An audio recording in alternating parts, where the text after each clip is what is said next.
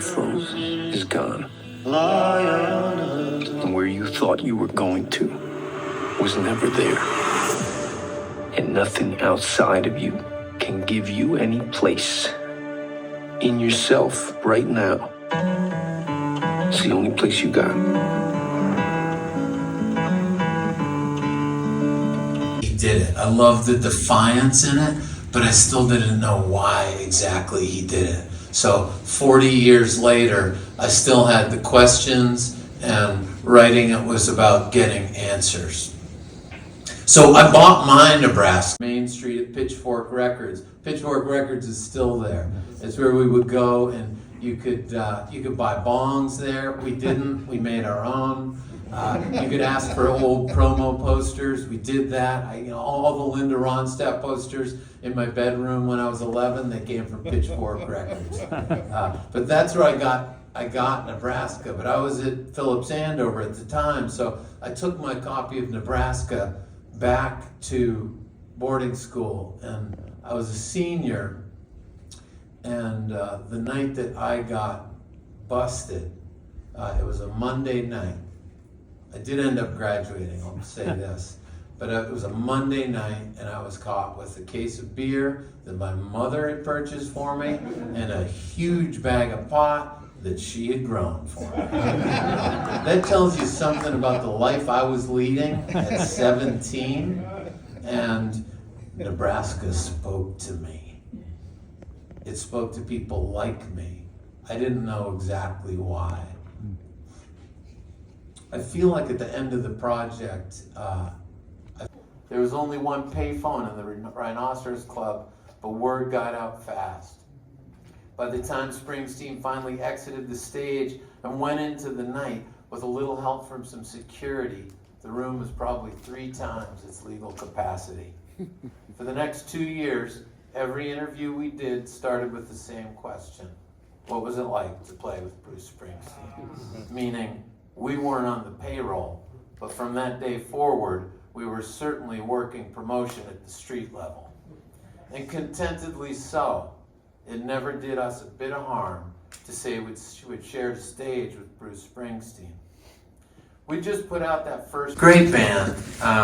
It's Paul Muldoon, the Irish poet. He's a professor at Princeton. He's a lot of things. He's co-written some songs with Warren Zevon, but I think he's just another one of us who wants to be in a rock and roll band. So he created a rock and roll band. Most of the time he's not on stage with us. He gets up and does some spoken word, but Koch from the Pogues is in the band. David Mansfield, who is in the Rolling Thunder Revue, is in the band. Chris Harford, who is a staple in Boston. It's a great band, and so I've co-written a bunch of songs with Paul Muldoon. So these are not my words. It's my music, Paul's words.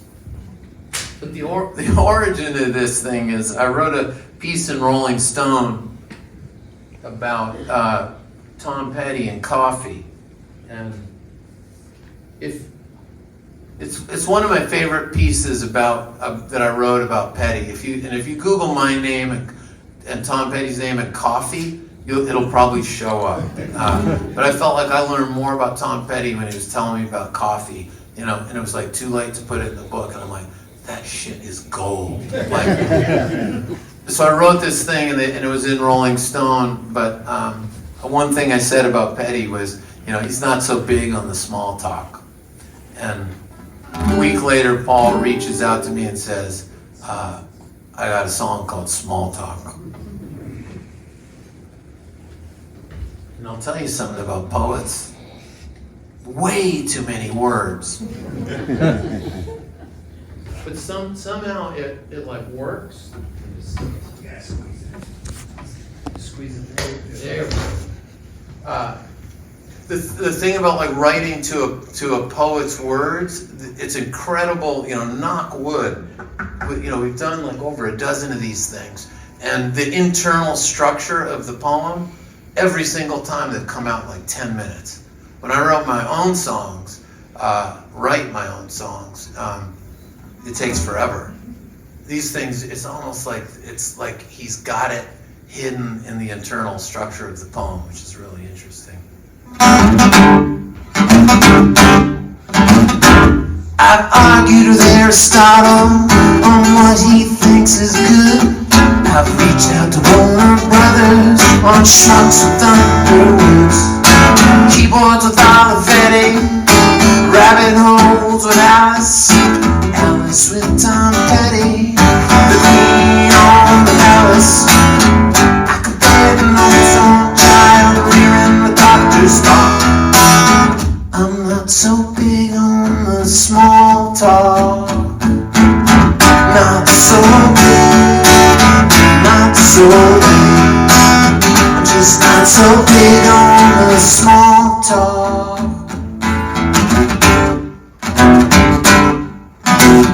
I seen eye to eye with Einstein on E=mc².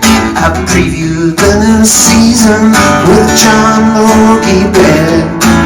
City Lights with Berlinghetti, and Celeste with Barry Humphries, Humphrey Bogart with Betty, Mrs. Beaton on Comfrey. I've come to an understanding on the subject of law. I'm not so big on the small talk. Not so big, not so big.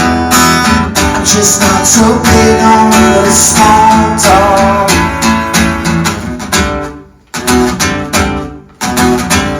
That's the short version.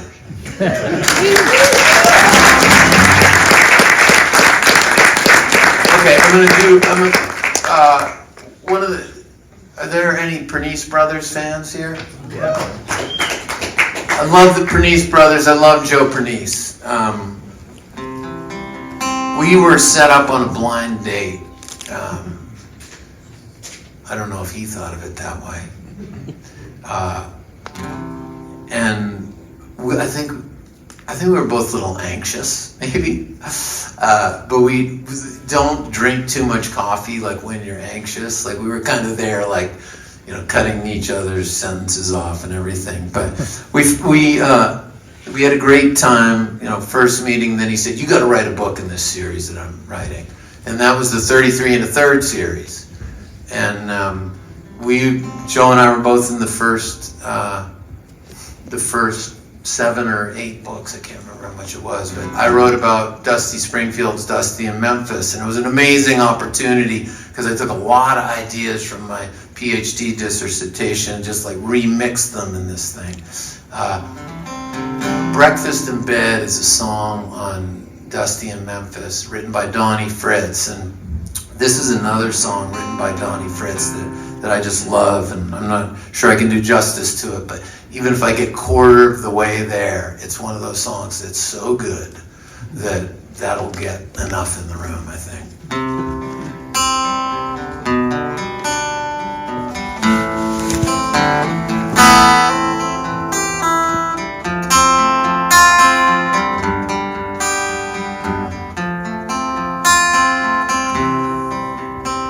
I can hear the wind blowing in my mind, just the way it used to sound through the Georgia pines. Remember how I used to touch your hair while reaching for the feelings that were always there. You were the best thing in my life I can recall. You and me, we had it all. I know that we can never live those times again, so I'll let these dreams take me back to where we've been. And when I stay there with you, just as long as I can. Oh, it was so good. Oh, it was was so good. Oh, it was so good when I was your man. I'll never stop believing in your smile. Oh, you couldn't stay long, honey. It was all worthwhile. You were the best thing in my life I can recall.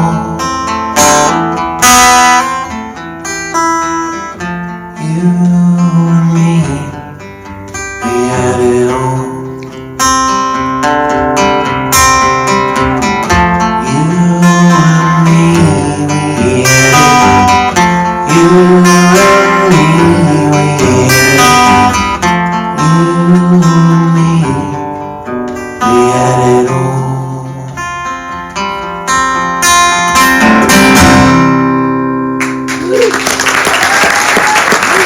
Thank you so much. And now it's Bill.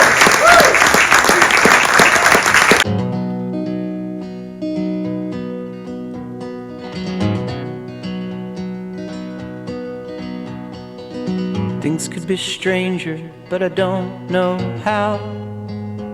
I'm going through changes now. Could spend a lifetime trying to figure it out.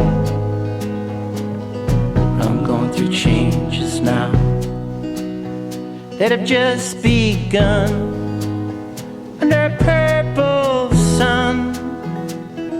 There's many reasons we are what we've become.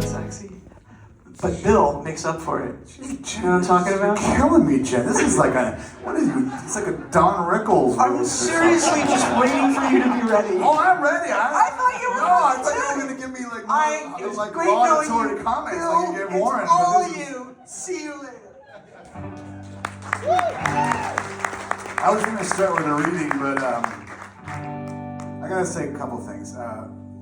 First of all, I when I was about 17, 18, I snuck in to see the Del Fuegos with a fake ID at the Rat, and it meant so much to me. And then I read everything that Warren's done, I think, and starting with the 33 and the third book that he referenced, and I did my own with on Exile on Main Street, and Keith Richards. We were just talking about how Keith Richards did that. We had it all kind of sung there, and there's so many connections, but.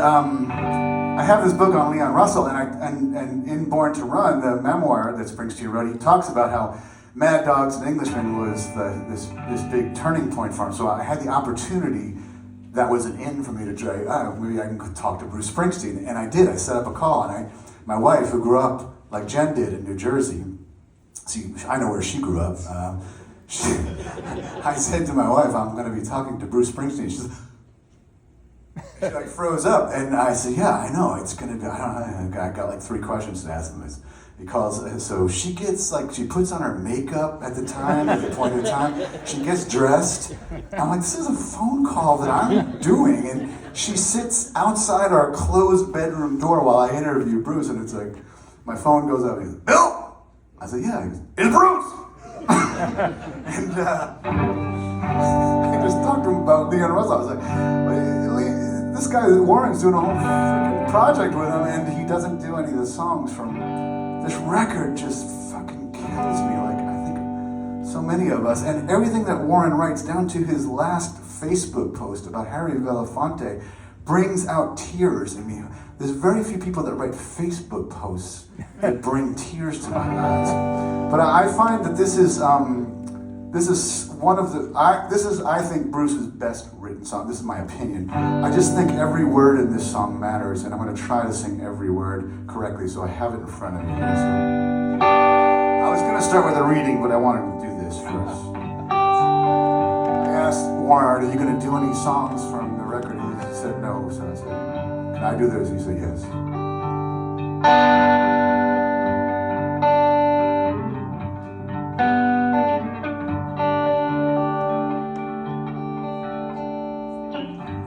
My name is Joe Roberts. I work for the state. I'm a sergeant.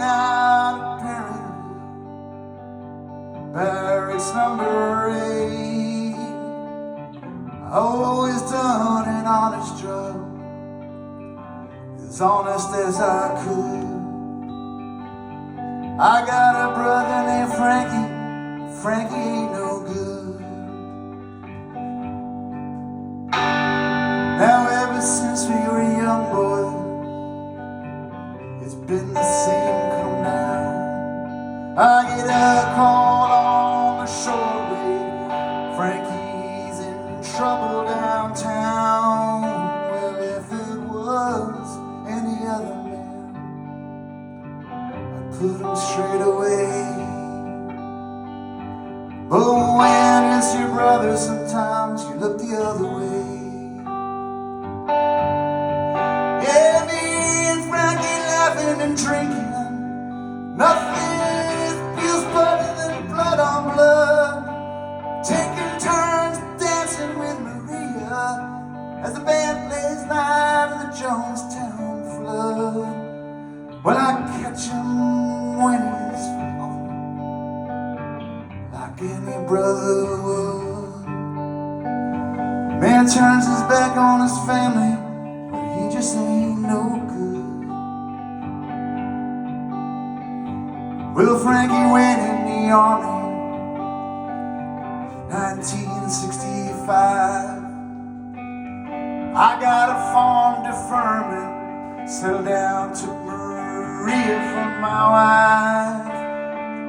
But then prices kept on dropping, till it was like we was getting robbed.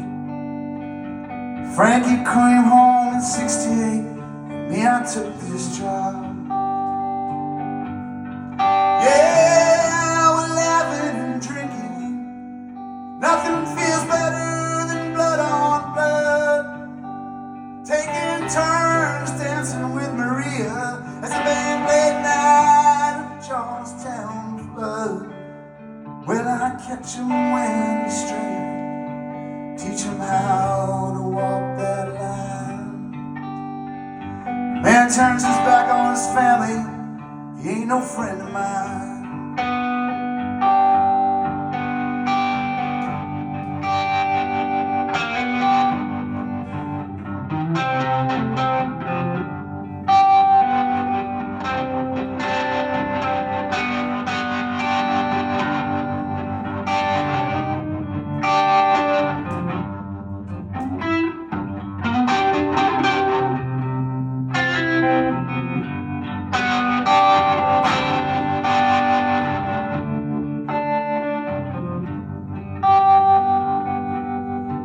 Well, the night was like any other. Got a call about 8:45. There was trouble in a roadhouse out on the Michigan line. There was a kid lying on the floor looking bad, bleeding hard from his head. There was a girl crying at a table. It was Frank, they said. Well, I went out and jumped in my car, and I hit the lights. Well, I must have done 110 through Michigan County that night. It was out at the crossroads, down round Willow Bank. Seen a Buick with Ohio plates, behind the wheel was Frank. Well, I chased him through them county roads till the sign said Canadian border 5 miles from here. I pulled over on the side of the highway, watched his taillights disappear. Me and Frankie laughing and drinking, nothing feels better than blood on blood. Taking turns dancing with Maria as the band played Night of the Jonestown Flood. Well, I catch him when he's straying, like any brother would. Man turns his back on his family, he just ain't no good.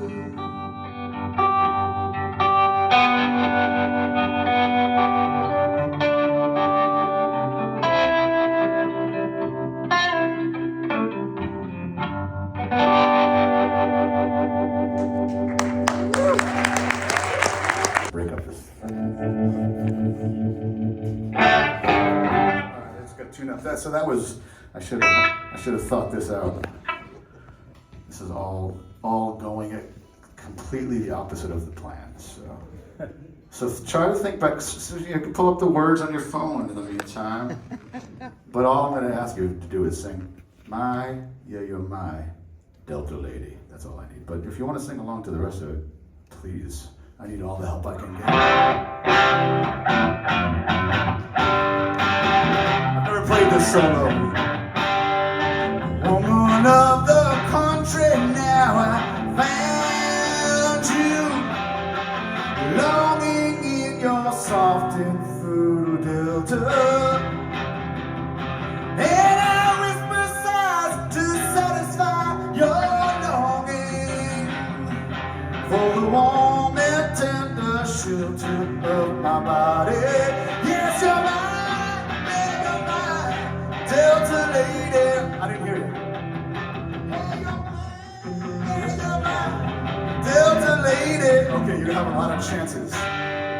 Please don't ask how many times I found you standing wet and naked in the garden. And I think of days and different ways I've held you. We were closely touching, yes, our hearts were beating. Yeah, you're mine, Delta lady.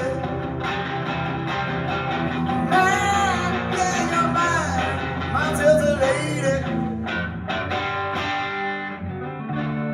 Oh, when I'm home again in England, I think of you, 'cause I love you.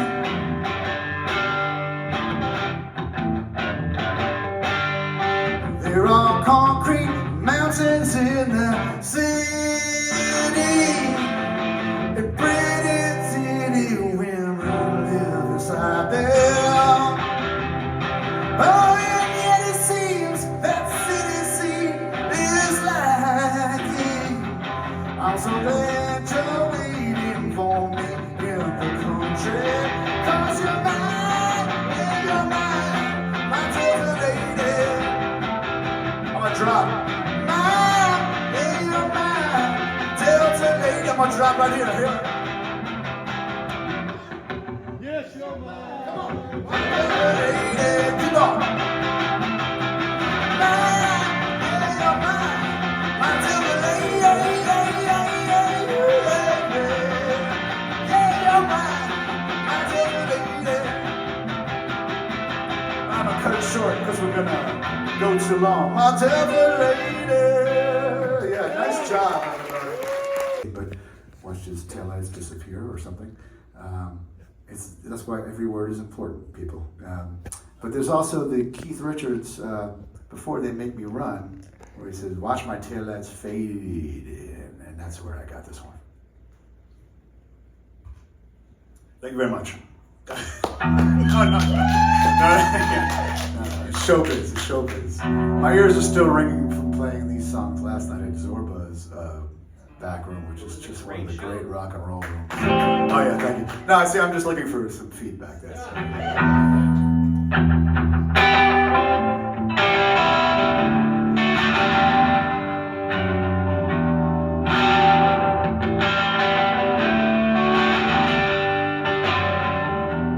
Sister, can you hear me now?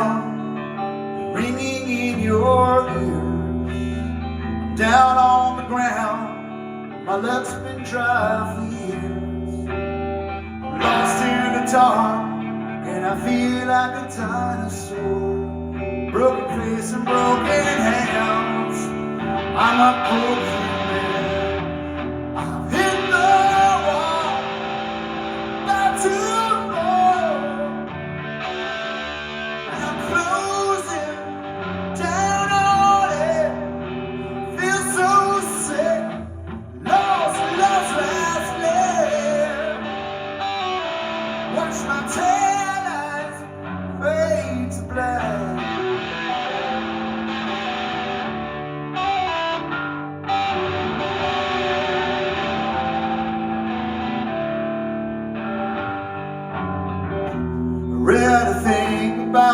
girl. She was a hermit in her world. Her story was much like mine. She could be my Valentine, but although we've never met, I cannot forget her yet. She cut herself off from her past.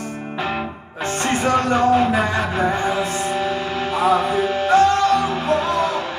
I'm about to fall, but I'm closing down on it. I feel so weak, on losing strength. Watch my tan eyes fade to black.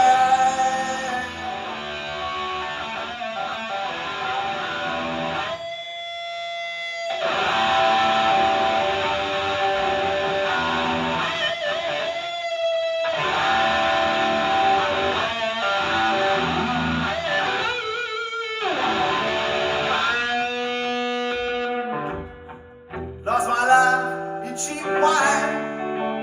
Now it's quiet time. Cappy Dick, no Jesus Christ. Could not help my fate, but I'm underneath the gun, and I'm singing about my past. Had myself